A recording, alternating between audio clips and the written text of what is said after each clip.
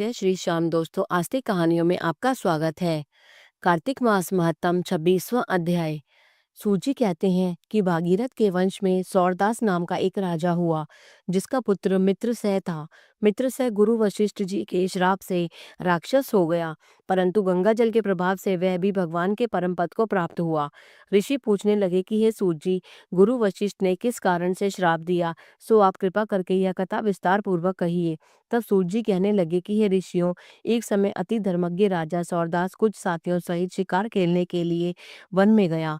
वहां पर अनेक मृगों का शिकार किया। फिर भूख तथा प्यास से दुखित हो राजा नदी के तट पर आया।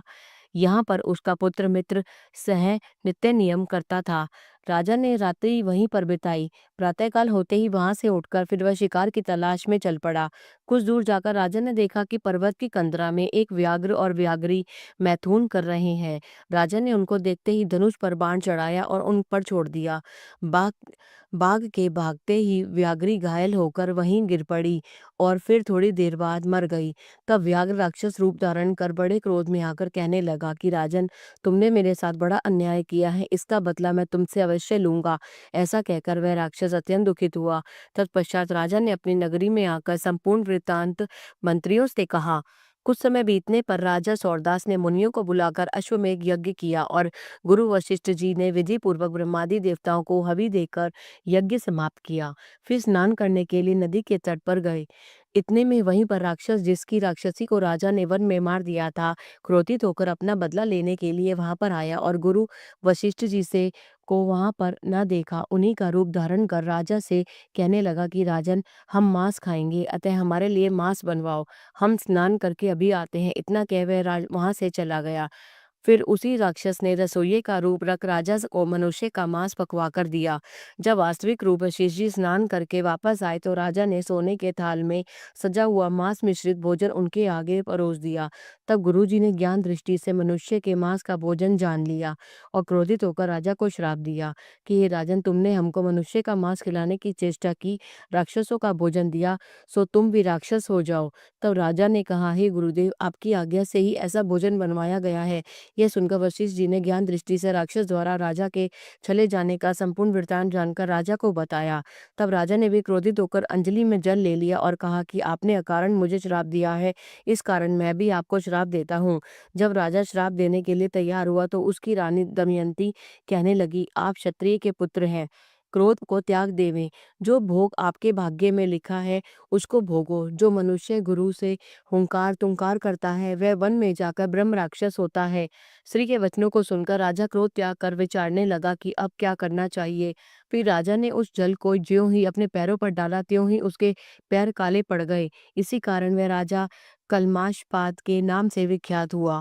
तत्पश्चात राजा गुरुजी के चरणों में पड़ गया और क्षमा मांगने लगा। तब वशिष्ठ जी ने कहा, क्योंकि यह पाप तुमसे अनजाने में हुआ है, अतः इसे श्राप का प्रभाव केवल 12 वर्ष तक रहेगा। इसके बाद तुम अपने असली रूप में आ जाओगे और अनेक वर्ष तक राज्य भोग गंगा जल के प्रभाव से ज्ञान प्राप्त करोगे। तब भगवान विष्णु की सेवा करते हुए अंतकाल में परम शांति को प्राप्त हो जाओगे। इतना कहकर गुरु वशिष्ठ जी अपने आश्रम को चले गए और राजा राक्षसी देह को प्राप्त हो गया। वह भूख प्यास से दुखी और निर्जन वन में फिरने लगा। वहां से वह अनेक कष्टों को सहन करता हुआ नर्मदा नदी के तट पर आया। वहां भी पशु पक्षी मनुष्य सर्प आदि खाकर विचरण करने लगा। संयोगवश एक दिन नर्मदा नदी के तट पर घूमते हुए स्त्री सहित रमण करते हुए एक मुनि ने देखा। भूख से पीड़ित होने पर जैसे ही व्याघ्र मृग को पकड़ लेता है, उसी प्रकार उसने मुनि को पकड़ लिया। उसकी स्त्री ने जब अपने पति को राक्षस के हाथों में देखा तो वह राक्षस देहधारी राजा के आगे हाथ जोड़कर विनय पूर्वक बोली कि आप मेरे पति को मत मारो। आप वास्तव में राक्षस नहीं वरन सूर्य कुल में उत्पन्न मित्रसेन नामक राजा हो। मेरा पुत्र अभी बालक है, अतः मैं बिना पति के इस वन में कैसे निर्वाह करूंगी। अतः तुम मेरे पति को प्राण दान दे दो। प्राण दान के समान अन्य कोई दान नहीं है।